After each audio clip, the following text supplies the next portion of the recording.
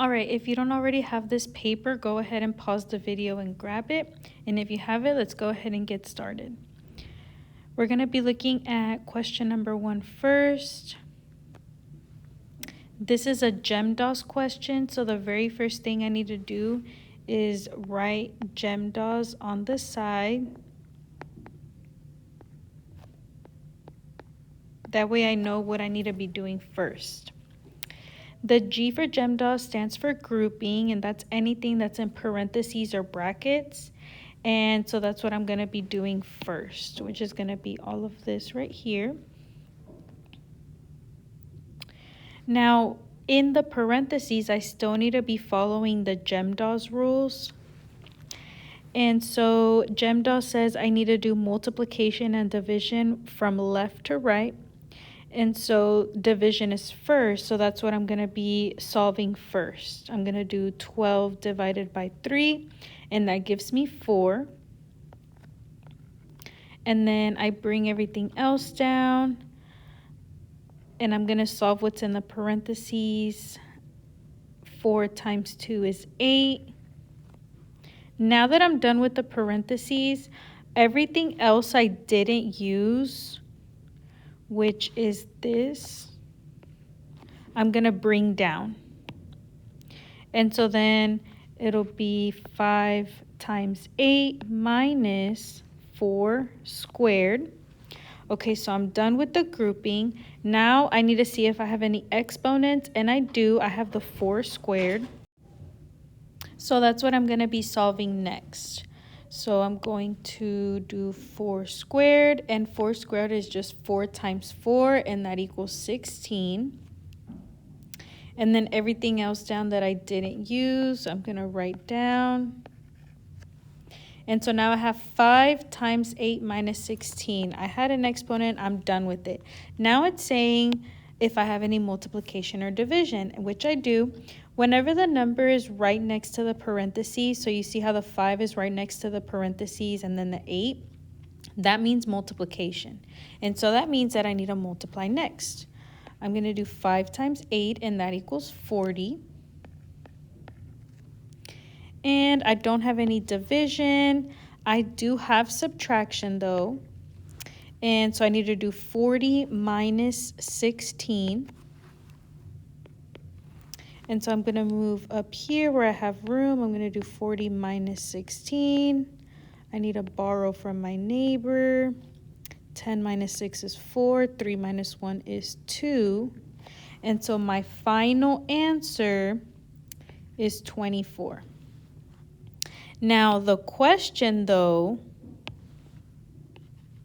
is asking which expression is equivalent.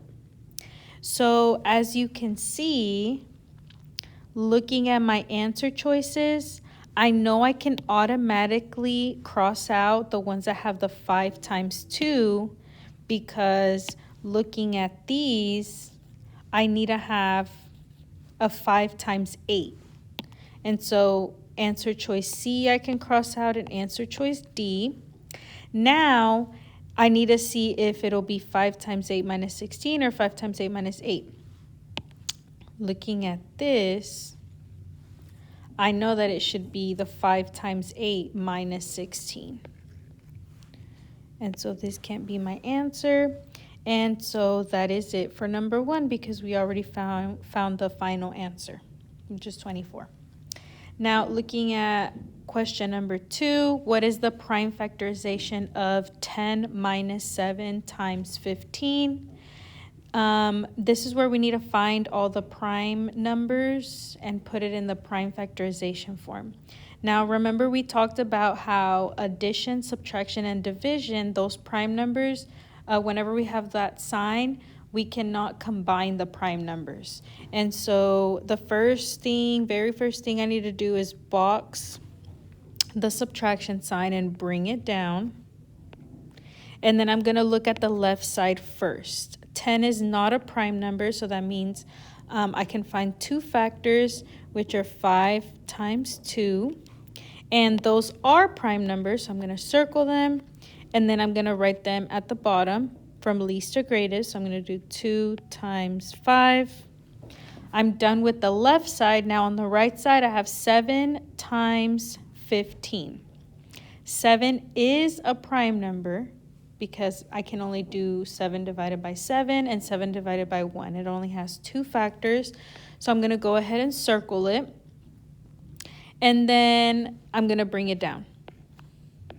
That way I don't forget about it. The 15 is not a prime number. I can expand it. Finding 2 factors would be 5 times 3 because those equal 15. I'm going to circle them. And then I'm going to write them down at the bottom. Okay. Now, I don't have any numbers that repeat, and so I don't need to put it in exponential form. It just stays like this. We can either keep it like this or we can do it from least to greatest on both sides because I see on the right side I don't have it from least to greatest. And so another way we could write it is 2 times 5 minus 3 times 5 times 7. Okay, and that would be my final answer. Once you have everything written down on your paper, go ahead and go back to the slide that had the link of this video and click the link for the exit ticket and do the 2 problems that are on there showing your work on the back of this paper.